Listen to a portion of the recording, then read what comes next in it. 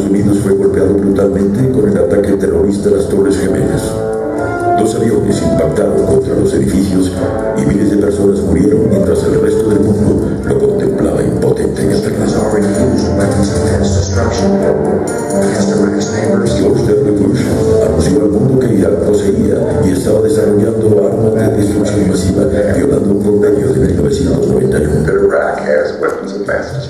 At this hour, American and coalition forces are in the early stages of military operations to disarm Iraq, to free its people, and to defend the world from grave danger. La invasión llevó a la derrota de las fuerzas iraquianas, al derrocamiento del presidente Saddam Hussein, su captura en diciembre de 2003 y su ejecución en diciembre de 2006. A principios del 2003 se sucedieron un gran número de abusos y torturas a detenidos en la prisión de Abu Ghraib en Irak. La realizaron el personal de la compañía 372 de la Policía Militar de los Estados Unidos, agentes de la CIA y contratistas militares involucrados en la ocupación de Irak. La investigación criminal realizada por el ejército de los Estados Unidos se inició en enero del 2004. Los informes que la siguieron, así como también las fotografías que mostraban al personal militar norteamericano abusando de prisioneros, causaron un gran revuelo mundial cuando en abril el programa 60 Minutos de la CBS y un artículo de Seymour Hersh en la revista The New Yorker destaparon la historia. Citaban numerosos ejemplos de los abusos y torturas impuestos a los prisioneros: dar puñetazos, patadas y saltar sobre sus pies desnudos, grabar en video y fotografiar a prisioneros desnudos, hombres y mujeres, haciendo posiciones del acto sexual y mantenerlos desnudos durante días, forzar a los detenidos a masturbarse para fotografiarlos, amontonar prisioneros desnudos y saltar encima de ellos, violación de una mujer detenida por un policía militar, hacer fotografías a prisioneros muertos en posición de celebración, romper bombillas químicas sobre los detenidos y tirar líquido fosfórico sobre estos, poner de pie a prisioneros sobre cajas con un bozal sobre la cabeza y atar cables eléctricos a los dedos de los pies y de las manos, así como en el pene para amenazarlos con torturas eléctricas, golpear a los detenidos con escobas y sillas, permitir a guardias militares coser las heridas del detenido.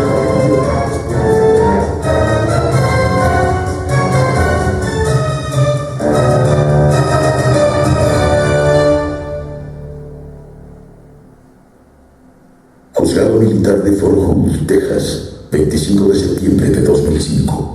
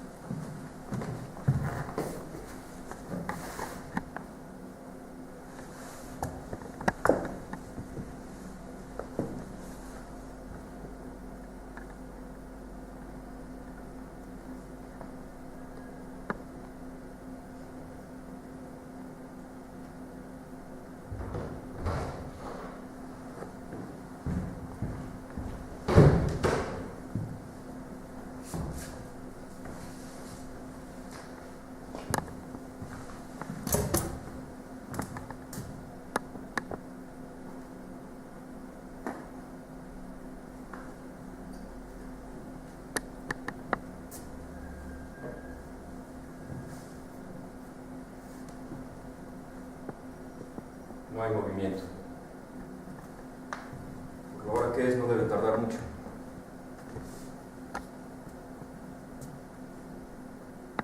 ¿Está nervioso?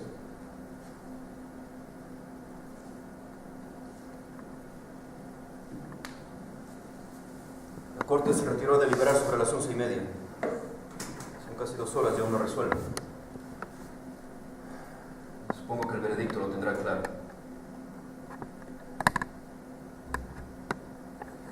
¿Cómo lleva el embarazo?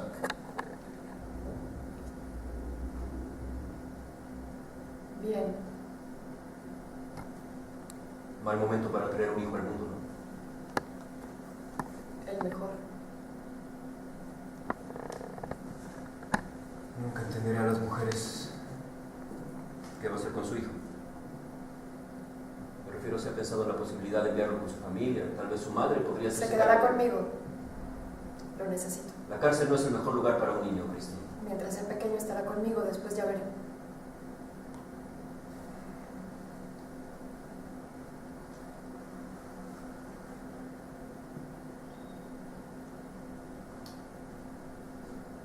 Tengo 3 hijos, ¿sabe?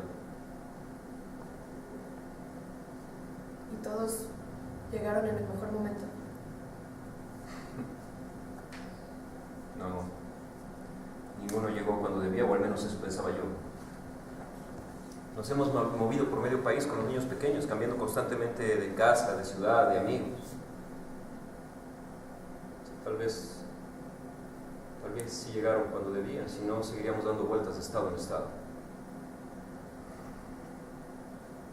Cristina, ¿hay algo de lo que no hemos hablado durante el juicio? No, por favor, le aseguro que estoy cansada de hablar. Es solo una pregunta, una curiosidad personal. ¿Qué la llevó al ejército? Ahora que nos conocemos mejor en confianza, creo que no era el mejor sitio para usted. Necesito dejar atrás el juicio, las Ya declaraciones... le dije que es personal. El juicio ha terminado y todo cuanto hablemos no influirá en nada. Hemos pasado mucho tiempo juntos y creo que no he logrado conocerla a fondo. No se ha perdido de mucho. En su familia no existe la tradición militar. ¿Cómo se le ocurrió ingresar al ejército? ¿Tal vez algún amigo la animó a alistarse? No. Entonces, por favor.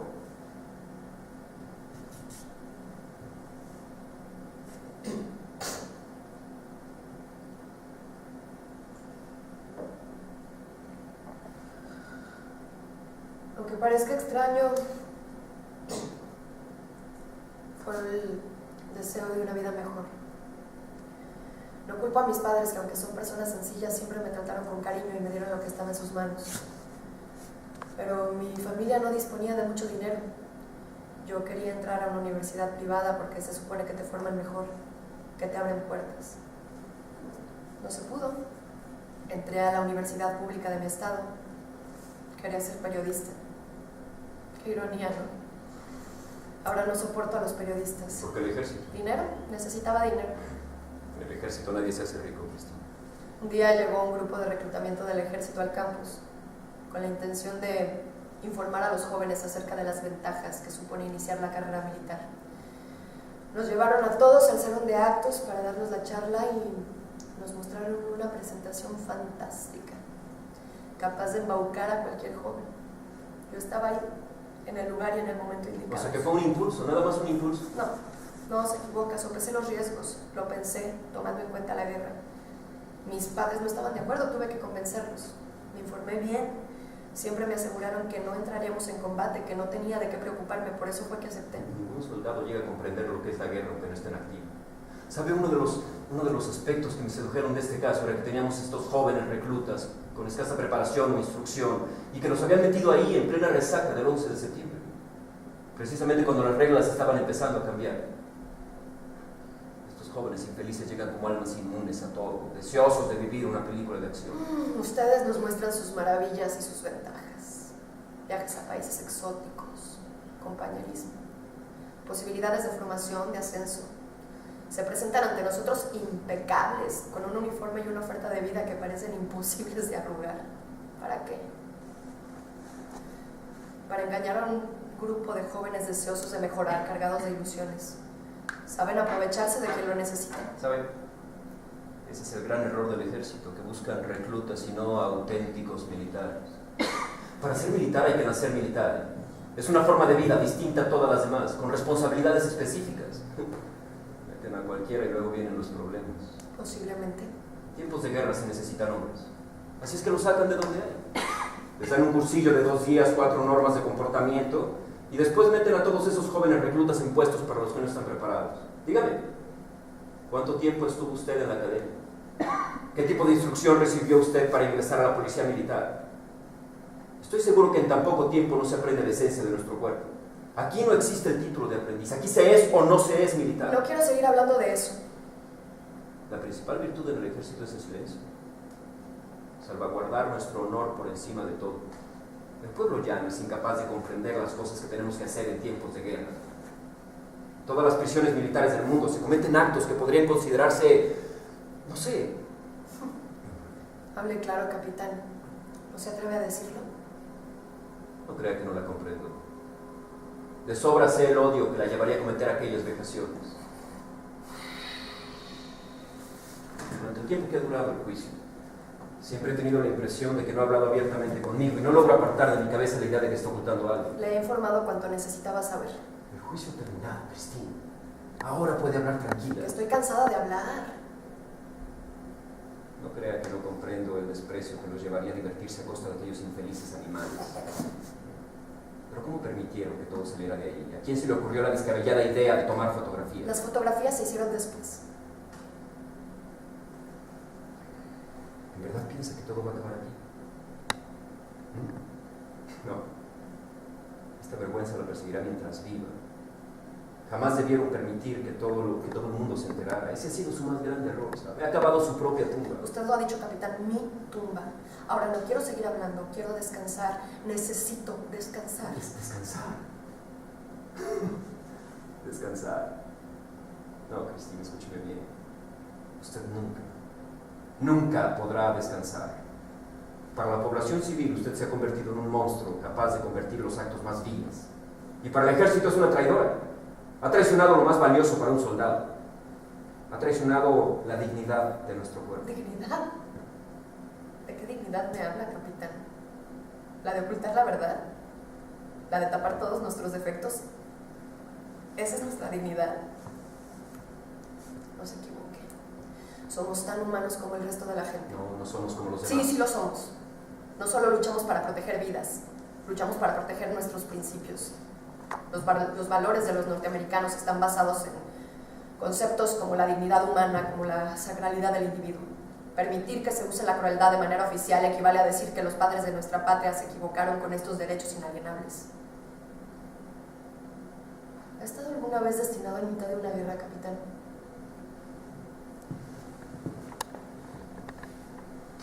No, ¿verdad? La guerra cambia a las personas, las distorsiona, convierte a los hombres en animales, en devoradores. En la guerra vives, comes y duermes en continua alerta. El descanso no es descanso, es solo tumbarse y estirar las piernas. La comida no es comida, es solo alimentarse para no morir. Si pones a las personas en situación de locura, claro que harán locuras. Yo nunca entré en combate, es cierto, pero conozco la guerra mucho más de cerca que usted. Por eso piensa que tiene más experiencia que yo en cuestiones militares. Abu Ghraib era bombardeada a diario, caían bombas constantemente. Vivir en una guerra es vivir en un constante estrés. Al principio te da mucho miedo, luego te empiezas a acostumbrar. Se empieza a acostumbrar y ya piensa que es un soldado, un miembro del cuerpo. Pues se equivoca. En el ejército tenemos un código de honor. Y es un código de honor que usted ha sido incapaz de cumplir. Pues a mí me da mucho asco nuestro código de honor. Es repugnante. Usted estará fuera del ejército y será libre para seguir sus propios principios y hacer y decir lo que le venga en gana. Mientras tanto y hasta que ese momento llegue, intente mantener una actitud digna ante este uniforme.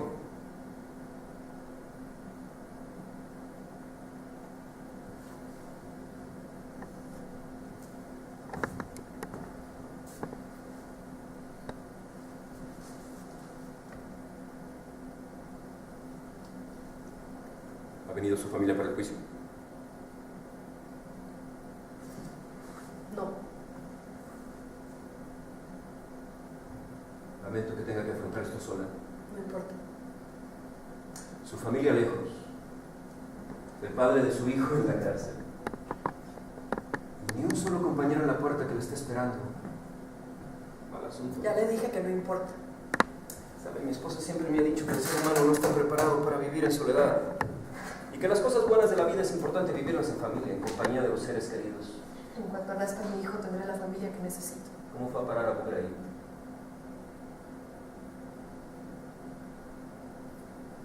Hable conmigo, Christine. En este asunto hemos estado en igualdad de condiciones, solos uno frente al otro. Necesito saber si le he ayudado, si de algo ha servido mi trabajo. Todavía soy su abogado y en ningún momento me he sentido ante usted como tal. Sé que hay algo más. Algo que he sabido ocultar y que me obsesiona. Merezco al menos esclarecer algunas cosas, ¿no? Necesito comprender.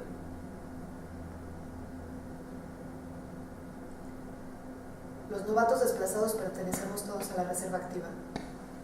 Nos enviaron a puestos en donde las posibilidades de entrar en combate eran prácticamente nulas.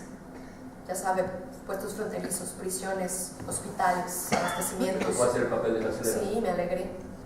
Pensé que sería un puesto tranquilo. En sus circunstancias lo era. Capitán, era un lugar horrible. Todavía recuerdo el olor que hacía en aquel lugar la primera vez que entré. El mismo olor que una jaula llena de elefantes. Y el calor. Más de 50 grados era insoportable. En cuanto entré por primera vez en aquella prisión, tuve un mal presentimiento. Cuidar de un puñado de presos puede ser aburrido, pero en ningún momento llega a ser un destino peligroso. Usted no estuvo allí. Es Cristina. No me va a decir que corría demasiado riesgo. Piense en la cantidad de soldados que patrullan las calles repletas de iraquíes, preparados siempre para un ataque inminente. Usted ocupaba un puesto privilegiado. En su destino era prácticamente imposible que los atacasen. Desde que puse un pie en Abu Ghraib, tuve un mal presentimiento.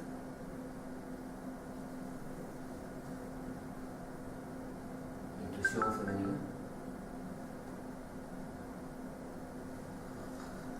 Tenía las cámaras de tortura y las cosas que quedaron de la época de Saddam Hussein. Recuerdo haberlas visitado y haber visto en las paredes manchas de sangre, marcas de uñas y cosas por el estilo. Sentía en aquellas paredes mucho dolor, mucho miedo. Ni siquiera se lo puedo explicar con palabras, porque todo estaba ahí como velado, nadie hablaba abiertamente. Los soldados fomentaban entre ellos grupos que formaban un ambiente muy extraño. A mí la situación no me gustaba en lo absoluto, entonces intenté mantenerme aislada de las movidas de los veteranos. Y bueno, me encargué de funciones administrativas. Comenzaron a pasar los días. Algunos días salía de trabajar a las 10 de la noche, otras me quedaba toda la noche, todo dependía de la cantidad de prisioneros que tuviéramos. Hubo tardes en las que llegamos a tener 200. Entonces yo salía a las 6 de la mañana, dormía un par de horas y volvía al trabajo. Hubo días en las que iba al módulo duro después de trabajar, el módulo en el que trabajaban Melanie, Gary y Fred. Ahí vi presos en posiciones forzadas, o subidos en cajas de comida, o subiendo y bajando escaleras o cosas por el estilo. Al principio no me parecía normal, pero cuando llegué esas prácticas ya estaban ahí establecidas. ¿Conoció al padre de su hijo ahí en la prisión? Sí. ¿Cómo es? Lo poco que se de él es lo que publicó la prensa y algunos datos sobre el juicio. Pues él era soldado de profesión y de familia militar. Me ayudó mucho cuando llegué, me enseñó a defenderme dentro de aquellas paredes. Al principio yo tenía mucho miedo, tenía miedo de todo, de la posibilidad de un ataque que nos llevara a entrar en combate, de la mirada de los prisioneros, de mis mismos compañeros. No me fiaba de nadie. Y por mucho que se diga lo contrario, entrar en el ejército supone entrar en un mundo de hombres y resulta duro. O eres como un hombre o un hombre te controla. Y pues para ser como un hombre necesitas hacerte valer, ser fuerte, demostrarles quién manda. Gary era un chico muy atractivo, te cautivaba, llamaba la atención. Cuidó de mí desde el primer momento. Tiene 14 años más que yo, todos me decían, es mayor que tú, no es un buen tipo, pero yo no les creí. Se enamoraron. Cuando estás en un lugar como aquel, siempre surge algo maravilloso que te ayuda a pasar los malos momentos que estás obligada a vivir. ¿Eso fue una válvula de escape, solo eso? No, señor. No. Lo que le estoy diciendo es que surgió así de la nada, como surge un oasis en el desierto.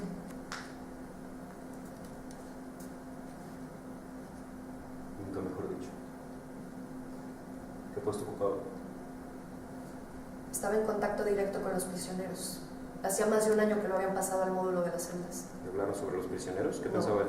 No, yo ya le dije que yo intenté mantenerme al margen. Es Cristina.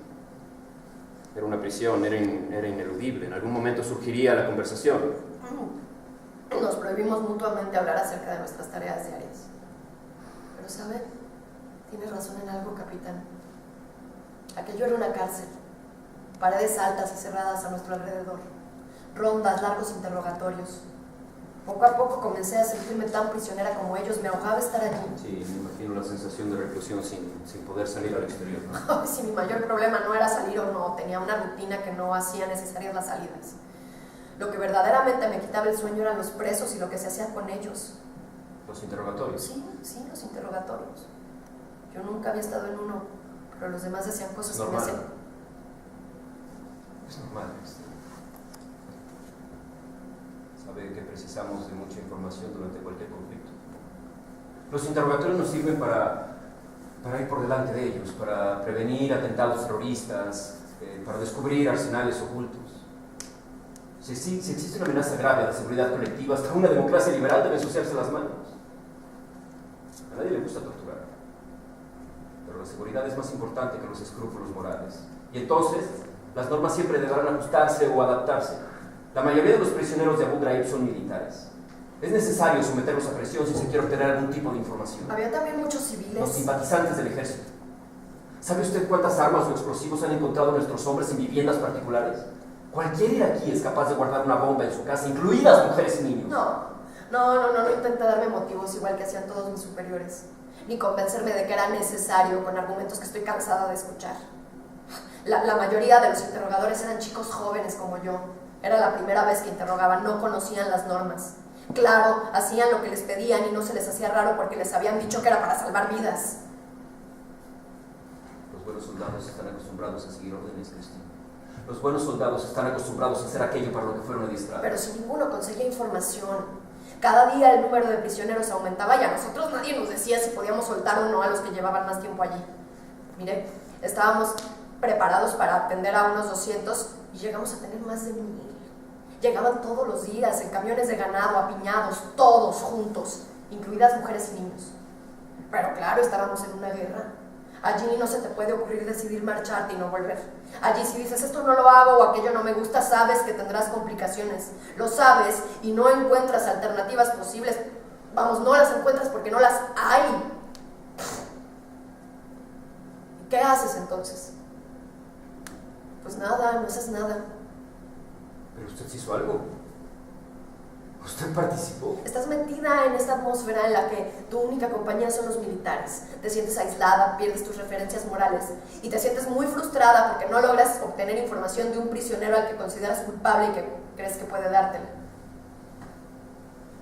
Entonces, comienzas a sobrepasarte. ¿Quieres ver hasta dónde puedes llegar? Al principio intentas estar del lado de tus compañeros, los escuchas, intentas pensar como ellos. Yo creía que con los interrogatorios se podían salvar muchas vidas. Intenté convencerme de ello. Esa era la misión que le habían encomendado, ¿no? Pues sí, Pues pero... entonces debió hacerla. Como haría cualquier soldado. Obedecer y punto. Me preguntaba constantemente si aquello era o no ético. En tiempo de guerra lo ¿Estás es. seguro? ¿Estás seguro cómo lo sabe? Yo no lo sabía. Y estaba allí preguntándome todo el tiempo si estaba bien o no. Ninguno de mis compañeros se lo planteaba, ni siquiera Gary. Las dudas eran mi pan diario. Llegaba una orden de interrogatorio y yo me quedaba horas viendo aquel pedazo de papel, intentando encontrar las respuestas ahí escritas. Me preguntaba si con ese papel podía salvar vidas. ¿Qué digo vidas? Si podía salvar una vida. Pero la respuesta no llegaba, nunca llegaba. Los terroristas juegan con reglas completamente diferentes, Cristina. Por eso a veces es necesario ensuciarnos las manos con el fin de enfrentarnos a ellos. ¿Se ha planteado alguna vez por qué debe condenarse absolutamente la tortura mientras que otros actos de guerra como los bombardeos, que causan más daño a la vida humana, podrían ser aceptables como consecuencia inevitable de una defensa nacional? Las operaciones militares en las cuales mueren o resultan heridos civiles no pueden calificarse como crímenes, siempre y cuando su objetivo no sea infligir deliberadamente dolor o humillación a un individuo indefenso, aunque sea el enemigo. Pero en el caso de la tortura, ese es el objetivo. Y por eso es diferente de otros actos de guerra.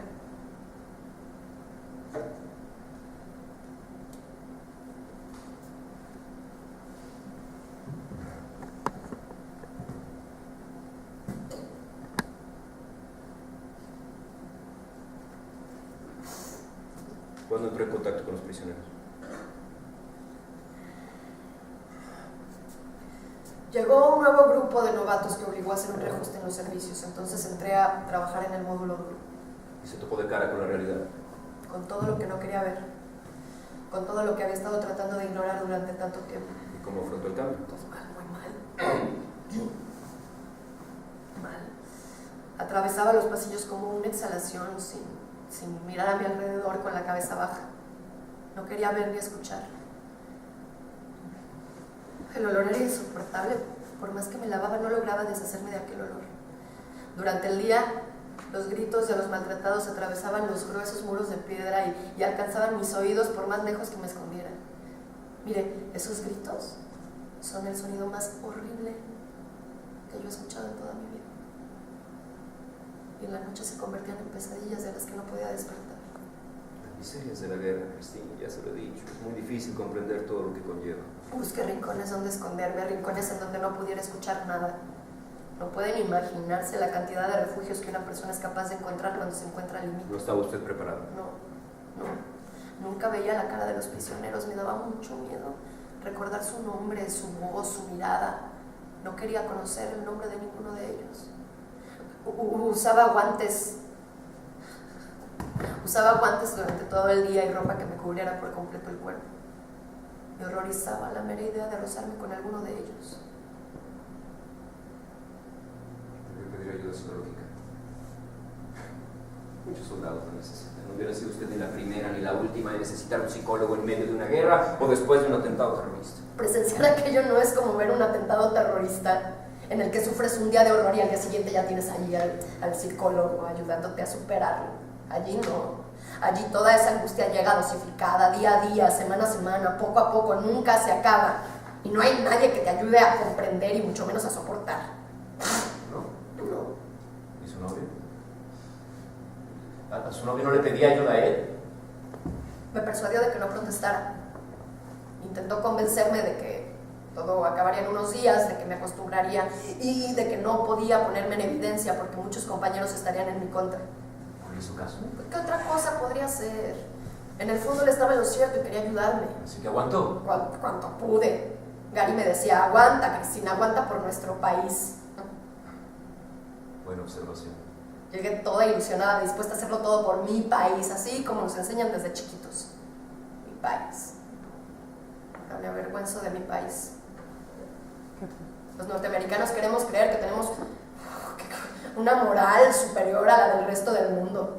Desde lo del 11 de septiembre mucha gente decidió que ya todo debía ser diferente, que ya no podíamos ser buenos, que debíamos ser duros. Antes los Estados Unidos consideraban el terrorismo como un asunto criminal que concernía a la justicia.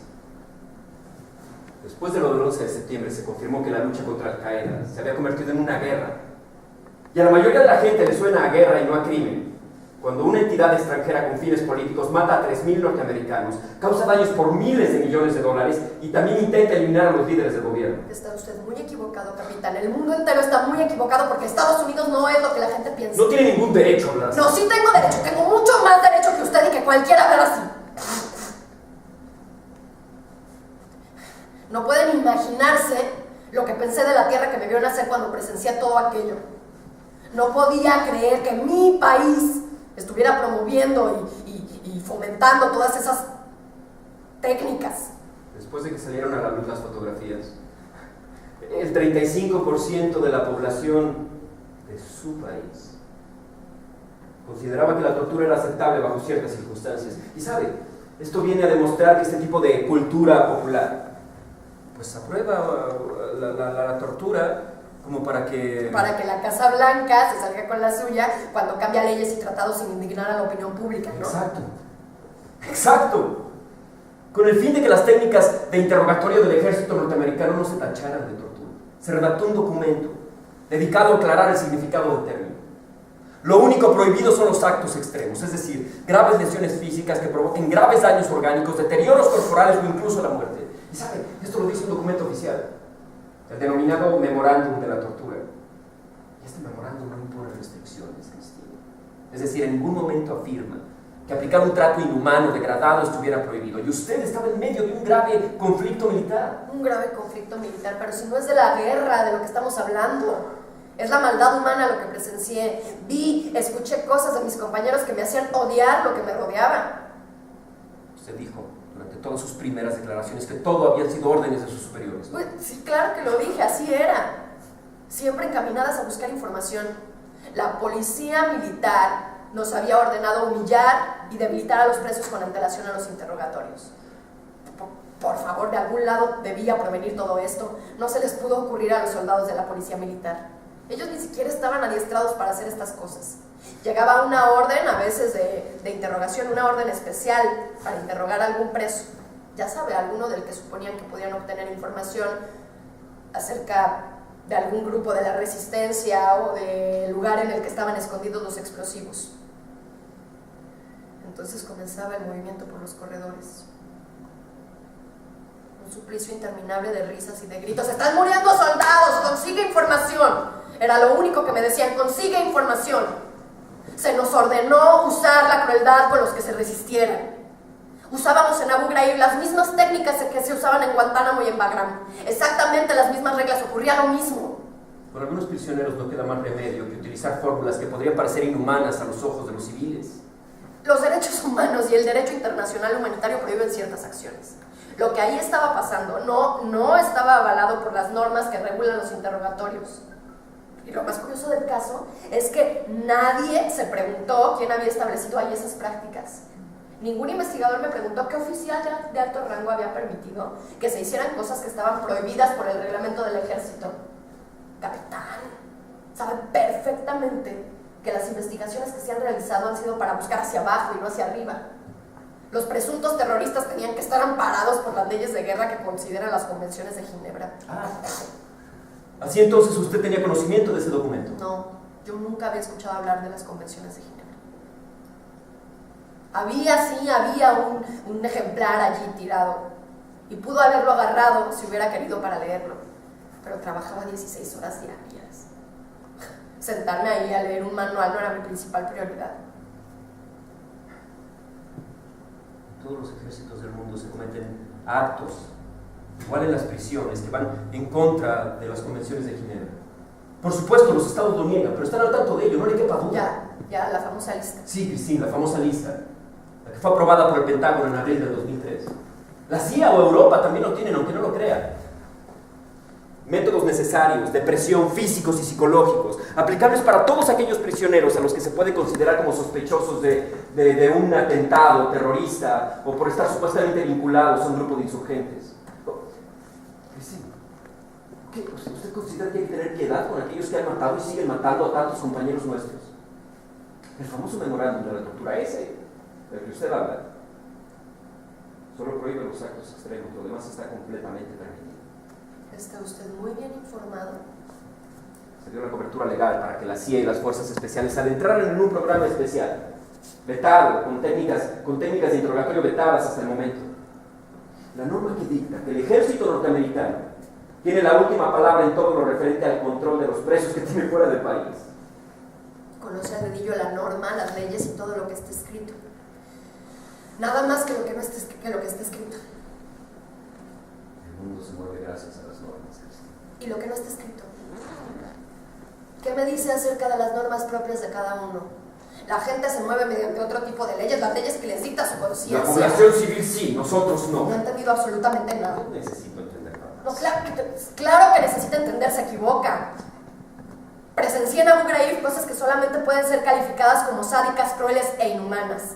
Es normal que se detengan personas en tiempo de guerra a cualquiera que sea sospechoso, pero también es obligatorio celebrar un juicio inmediatamente después, y allí no había juicios. Ya le dije que seguramente era necesario. ¡Necesario! Había un soldado, un prisionero encapuchado, al que le lanzaban una pelota para asustar. A otros los obligaban a arrastrarse desnudos por los corredores durante horas. Mire, uno de mis compañeros los pateaba para causarles heridas abiertas y luego personalmente coserlas. Algunos estrangulaban los genitales de los prisioneros con alambre, a otros los amenazaban con perros. Muchos murieron, otros tantos quedaron marcados de por vida. ¿Cree usted que los presos que sobrevivieron duermen ahora tranquilos y sin miedo? No, tendrán pesadillas peores que las mías, muchísimo peores. ¿Le parece todo eso necesario? Bueno, pero ustedes se divertían, ¿no? ¿No? Usted manifestó en sus primeras que había tomado fotografías por diversión, porque les parecía gracioso. Dije lo que todos ustedes querían escuchar. No, dijo lo que tanto usted como sus compañeros hicieron. Le cuento lo que vi, no estamos hablando de lo que yo hice.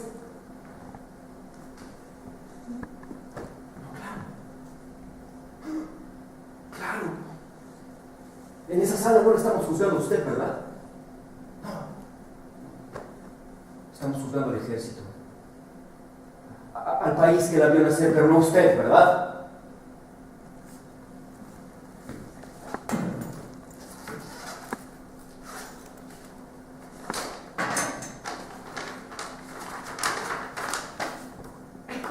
Christine Comer, ¿no fue usted quien ató a un prisionero con una correa al cuello y lo paseó por todos los pasillos, como muestran las fotografías?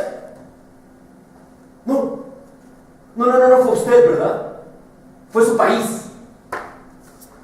Christine Comer, ¿no fue usted quien desnudó a prisioneros iraquíes y los obligó a masturbarse ahí delante de la risa de sus compañeros, tal y como muestran las fotografías?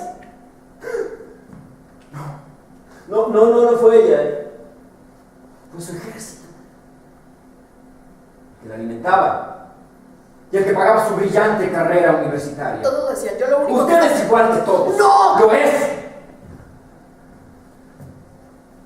No me quepa duda. Lo es. No tiene ni la menor idea.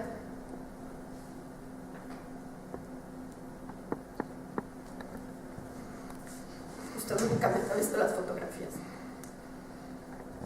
Pero una fotografía no es más que una imagen. En una fotografía se muestra solo una mínima parte de lo que está pasando. Una fotografía es capaz de engañar como lo hacen las personas.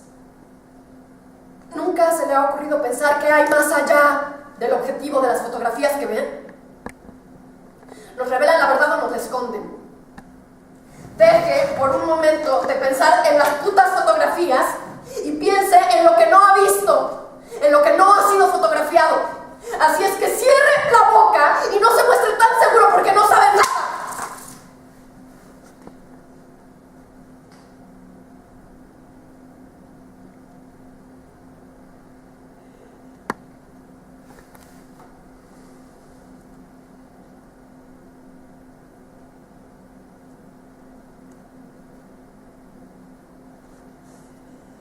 Estoy seguro que llevará bien la condena.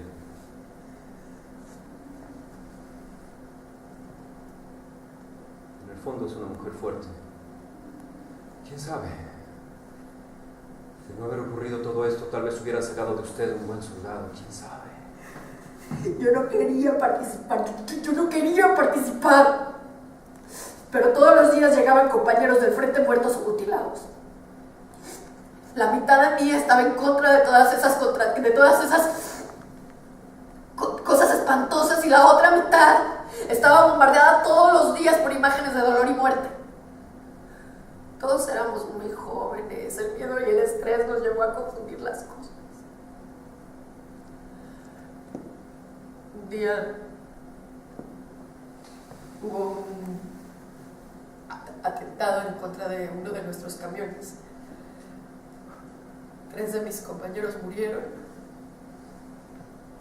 otros tantos quedaron muy heridos. Esto me dio mucha rabia. Cegada por el dolor, fui al módulo duro y golpeé a uno de los prisioneros con mis propias manos, sin guantes. Lo golpeé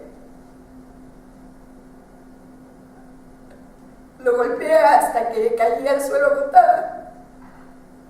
Y de pronto me vi ahí en el piso, disfrutando de lo que había hecho.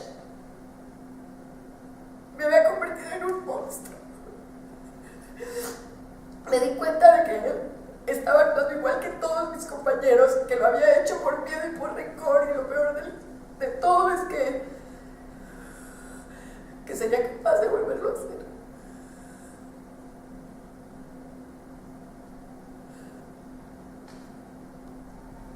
Cuando estás allá,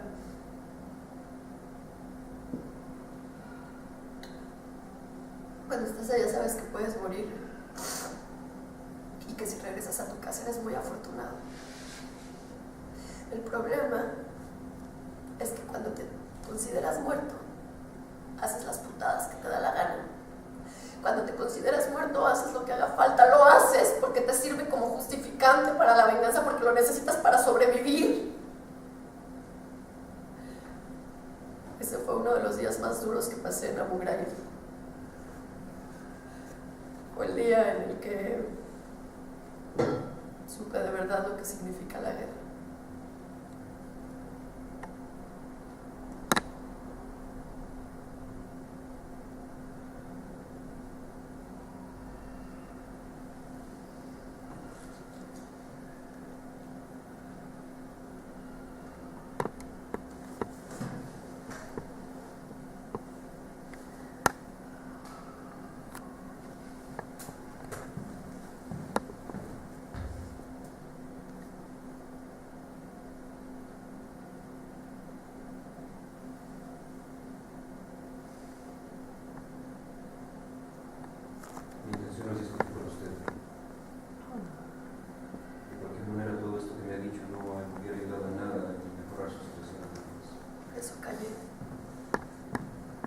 Embarazada, debió notificarlo de inmediato. Sí, Gary me lo dijo. Pues debió hacerle caso. Así no estaría ahora tan involucrada. Una guerra no es un lugar para una mujer embarazada. Su obligación como soldado era notificarlo de inmediato. Bueno, pero claro. Usted suele alejarse bastante de sus obligaciones. Todo ocurrió tan deprisa. Cuando lo confirmé no podía creerlo, embarazada. Durante unos días se me quedó la mente en blanco. Vagaba de un lugar a otro tratando de asimilarlo. Hasta que lo entendí. Un hijo. Algo completamente puro e inocente en medio de toda esa mierda. Un hijo. Sí, Cristina. Y un hijo es algo grande, ¿sabe? Pero dígame, ¿usted piensa que su hijo alguna vez va a estar orgulloso de usted? Cuando llegue el momento se lo explicaré.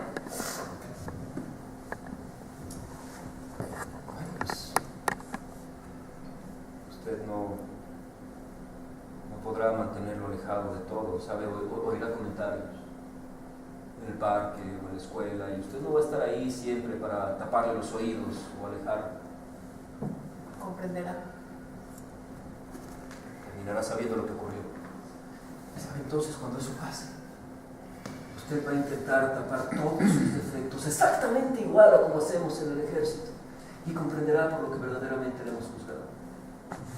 Lo entenderá porque va a saber que todo lo hice por él. Por su hijo.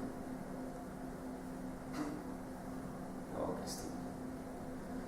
Su embarazo no es más que otra de sus irresponsabilidades. He cometido muchos errores y voy a pagar por ellos. No, por ese error va a pagar un inocente. Mire, no lo mezcle, capitán. Es usted quien lo ha mezclado. Incluso ha sugerido que ha destrozado su vida por él. Al principio yo también pensé que era un error, pero luego llegué a la conclusión de que era un ángel que había venido a mi vida para salvarme, de que era una señal divina.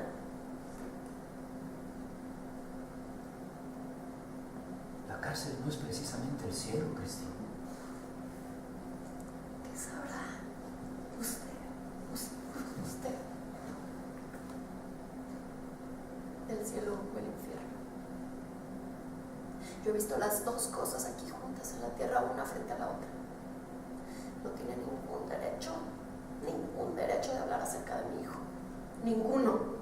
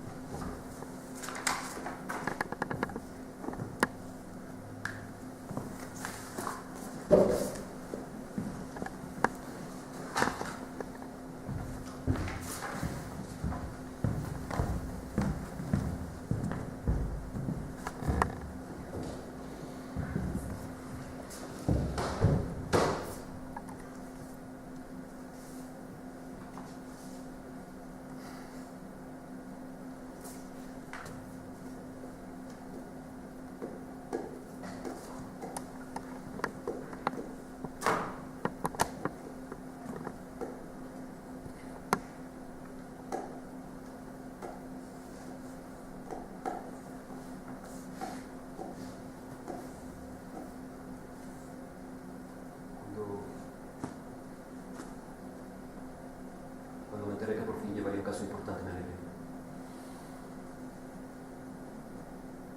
Pensé que había llegado mi oportunidad. Siempre he vivido el ejército detrás de un escritorio. Peleos y contenciosos sin demasiada importancia, ¿sabe? Cuando se presentó el teniente Wilder y me entregó el dossier con su brazo, sentí que había llegado mi turno. El que había estado esperando durante tanto tiempo, el que le daría un empujón a mi carrera. Pero cuando vi de lo que se trataba, busqué y leí todas las notas publicadas por la prensa. Cuando empecé a investigar, recopilé documentos. Tuve libre acceso como documentos oficiales del gobierno clasificados o no. Entonces vi argumentos legales de por qué el presidente puede hacer lo que quiera en nombre de la seguridad, incluido ordenar la tortura. Tanto el secretario de Defensa como sus subalternos realmente estaban buscando ejercer la misma presión que ellos ejercían sobre la gente. La presión de obtener información de inteligencia. Pero para mí mucho más preocupante que las fotografías que vi eran las 98 muertes en detención. Mis colegas militares me informaron que 25 de ellas, 25, fueron declaradas oficialmente por el ejército como homicidio.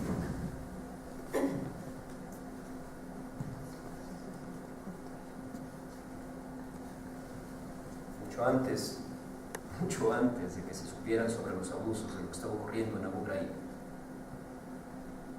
había funcionarios alertando muy discretamente sobre técnicas brutales utilizadas en Guantánamo. Había correos electrónicos enviados por miembros del FBI al Departamento de Justicia que decían: no creerán lo que está pasando aquí. El FBI tiene que desvincularse de todo lo que está sucediendo en Guantánamo. Finalmente Guantánamo solo sirve para ocultar el verdadero hecho de que los verdaderos enemigos, Al-Mullah y por supuesto Osama Bin Laden, no han sido capturados. Por Dios, Christine, los prisioneros son solo una operación de imagen para poder decir: miren, estamos ganando algo en la lucha contra el terrorismo.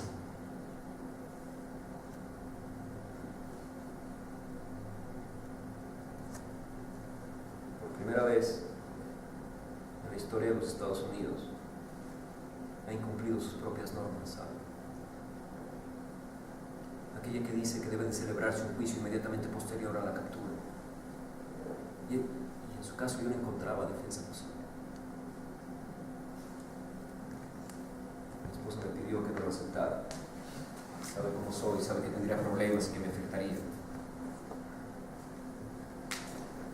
El mundo se me vino encima. Yo sabía que era un caso perdido de antemano. Comprenda que yo llevaba años intentando demostrar mi valía como abogado. Tenía un caso importante. Así es que traté de deshacerme del caso. Busqué excusas, pretextos, pero el teniente se negó. Bueno, incluso me confió el caso a mí para evitar que llegara algún novato inexperto con ganas de hurgar en donde no debía. Pues no ha hecho más que cumplir con su obligación. Mi deber como militar, pero no como abogado. Por alguna razón me preocupa que usted crea que no he luchado por su defensa. Quédese tranquilo. No puedo. Todavía sigo pensando que no la conozco. Que está ocultando algo. No sé, tal vez intenta proteger a alguien. Olvídelo. Tranquilidad ante los ataques del fiscal. O esas sonrisas furtivas que yo descubría de reojo cuando la miraba en la sala de audiencias. No he entendido nada. Me he sentido atado, maniatado. ¿Por qué extraña razón parece usted tan feliz? He llegado a pensar que está enfermo, que debe haber solicitado algún examen psicológico desde antes de empezar. No sabe la cantidad de revisiones que he hecho de sus declaraciones intentando encontrar una palabra, una frase, cualquier cosa que me hiciera comprender. Es que no hay nada más. Usted ha hecho bien su trabajo. Christine, si no me dice la verdad, no sé si seré capaz de hacerme cargo de alguna otra defensa. ¿Qué verdad? La que he ocultado siempre, la suya.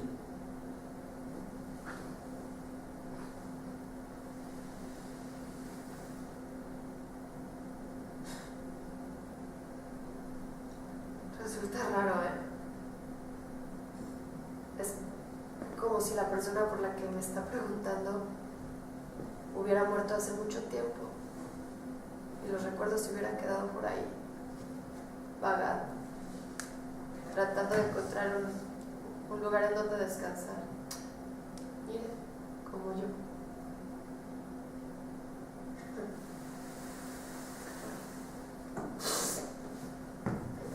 Al quedar embarazada,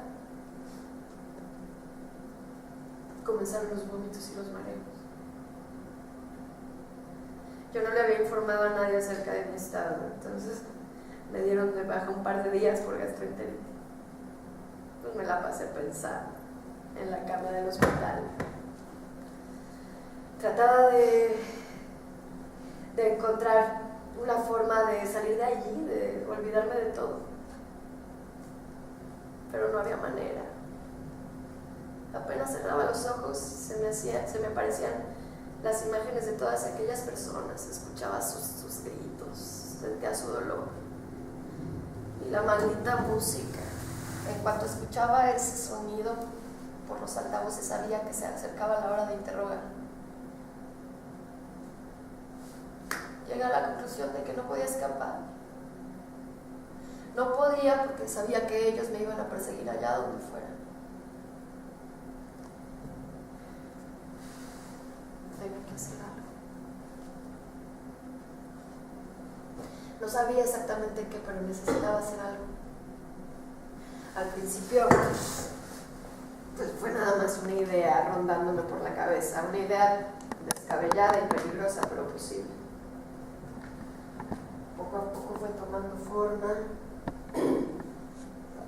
Fui creando una estrategia y despacio, muy despacio, como quien siembra una semilla, la puse en marcha.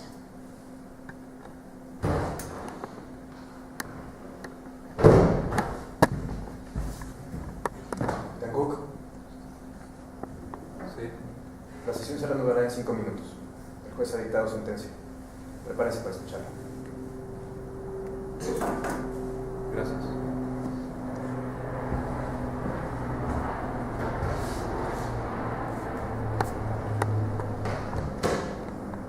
Continúe, Cristina, nos queda poco tiempo.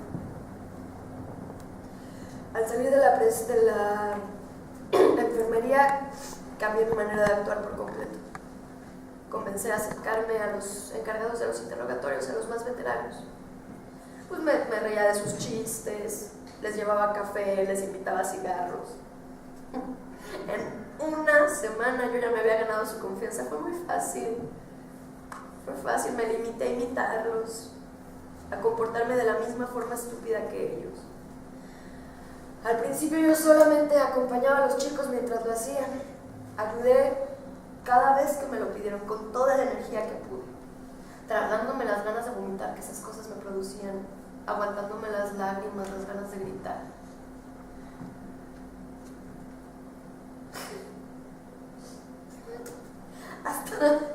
Hasta inventé numeritos nuevos con los prisioneros para divertirlos.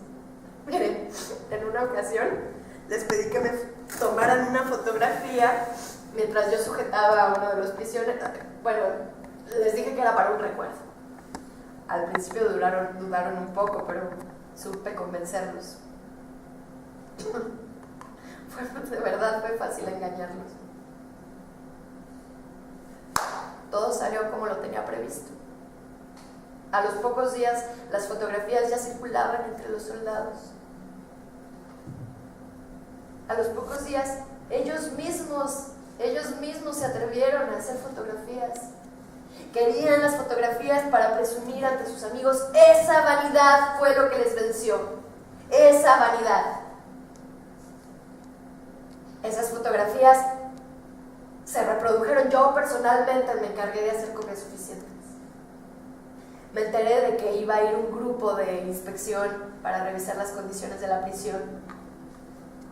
Había 12 CDs, capitán, con miles de fotografías. Solo era cuestión de dejar uno a su alcance. Lo demás usted ya lo conoce. Se metió en la boca del lobo, ¿por qué no lo pensó todo formaba parte de un plan perfectamente pensado. Usted estaba enferma. Enferma. No, yo tenía fuerzas, sabía lo que hacía. Mire, a lo mejor el embarazo influyó, no lo sé, pero el hecho de hacer algo que dignificara mi persona, algo que dejara mi alma en paz, me animó, me cautivó, me inspiró para continuar. Bueno, pero no encuentro dignidad en ninguna de sus palabras. Tenía que detenerlos. No podía permitir que continuaran haciendo todas esas barbaridades. De alguna forma tenía que pararlos. Usted sola. Ay, capitán, ¿cómo puede una simple recluta, una mujer embarazada, luchar contra todo un ejército? Sin poder hablar, sin poder opinar. Mi única posibilidad era ser más astuta que ellos. Esas fotografías, enseñarlas a la luz pública era mi arma, y lo utilicé. El preso que aparece en las fotografías es un preso común y corriente, como cualquiera de los que pudieran encontrarse en alguna prisión de algún condado de Estados Unidos. Le pusimos de nombre Gus. Cuando lo trasladaron al módulo duro dejó de comer, nos amenazaba verbalmente, no quería seguir ninguna orden. Un día Gary nos pidió a Will y a mí que bajáramos con él. Bajamos, abrimos la puerta y ahí estaba Gus desnudo, tirado, no quería pararse. Entonces Gary le puso la correa alrededor del cuello. Me pidió que la sujetara. Yo lo hice y él sacó 3 fotografías seguidas. Mucha gente dice que yo lo puse así en posición de dominio, que quería jalar de él, pero no es cierto. La cuerda estaba floja, se puede ver en las fotografías. En cuanto yo tomé esa cuerda que estaba ligada al cuello de Gus, él ya estaba en posición de dominio. ¿Por qué no me lo dijo antes? ¿Por qué no me lo dijo antes? De esa manera estaría salvada, al menos ante la opinión pública. Estoy salvada. No, está hundida. No, capitán, nunca en mi vida voy a volver a hacer algo tan bueno como esto. Cuando se llega al convencimiento de que el mal propio es el bien ajeno, entonces en ese momento todo cambia. Un día soñé que una hada maravillosa vestida de blanco se aparecía sobre la prisión. Yo la podía ver claramente ahí suspendida sobre mí. La veía desde la azotea y le gritaba y agitaba los brazos pidiéndole que tocara con su varita aquel lugar. Pero ella no me escuchaba. No me escuchaba porque los gritos de los prisioneros no la dejaban que me escuchara. Y se fue.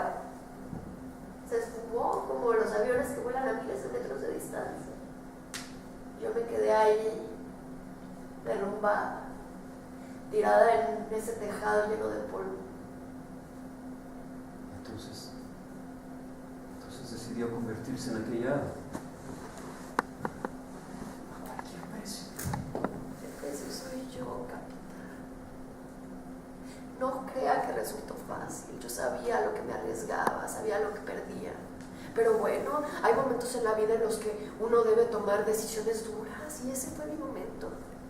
Había que reducir el escándalo y la única posibilidad era que un soldado de menor rango, sacrificarlo a un soldado de menor rango. Yo misma accedí sin rebelarme. ¿No le parece eso suficiente sacrificio por mi país? Lo hice porque en aquel momento no me quedaban, ni me quedan ahora fuerzas para seguir. Ya ve, acepto las injurias, acepto la condena y acepto que se me vea como un monstruo. Así es que deje de juzgarme, olvídese de mí y vuelva a su maravillosa vida de militar impecable. Yo solo he sido una pequeña mancha en su maravillosa institución, Greg. Así es que olvídese de mí y déjeme descansar.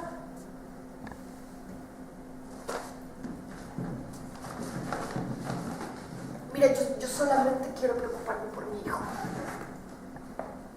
No se me puede olvidar todo lo que pasé, todo lo que vi, lo que escuché. pero necesito creer firmemente que le he dado a mi hijo un mundo mejor que el mío. Un mundo en el que existen los milagros. O mejor aún, un mundo en el que existen las hadas.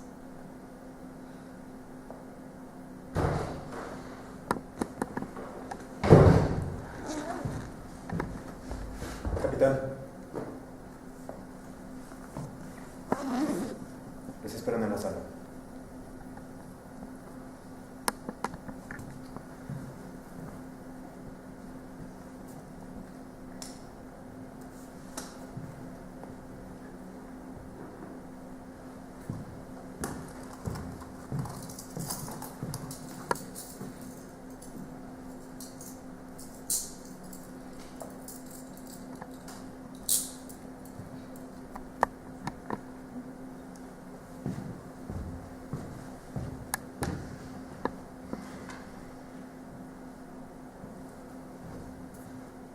La acusada se pondrá en pie para escuchar la sentencia.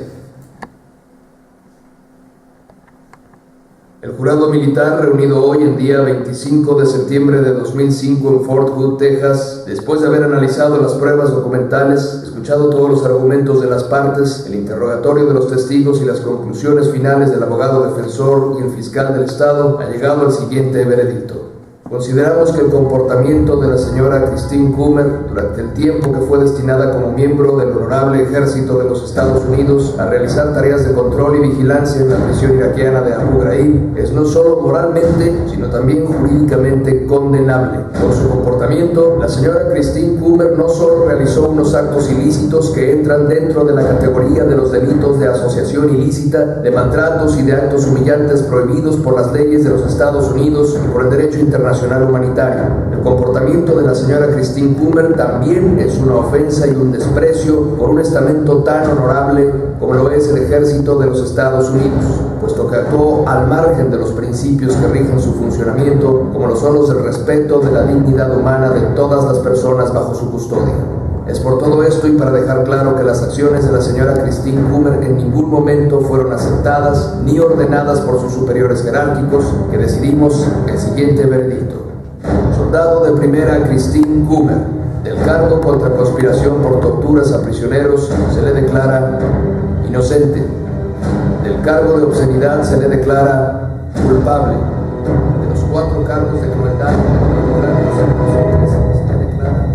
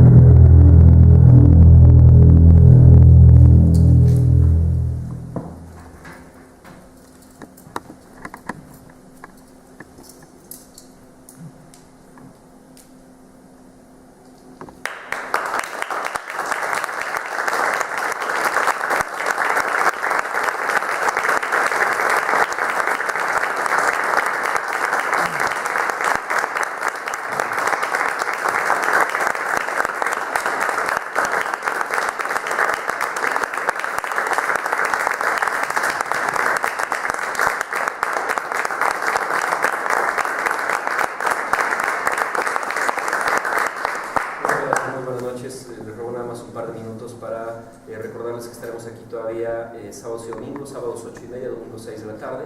Y bueno, tenemos aquí afuera una muy pequeña encuesta que para nosotros es muy importante.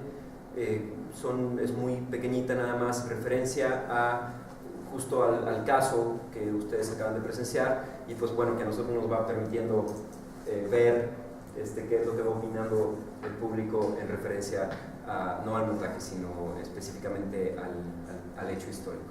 Muchísimas gracias a todos, nos vemos la próxima semana y buenas noches. Gracias.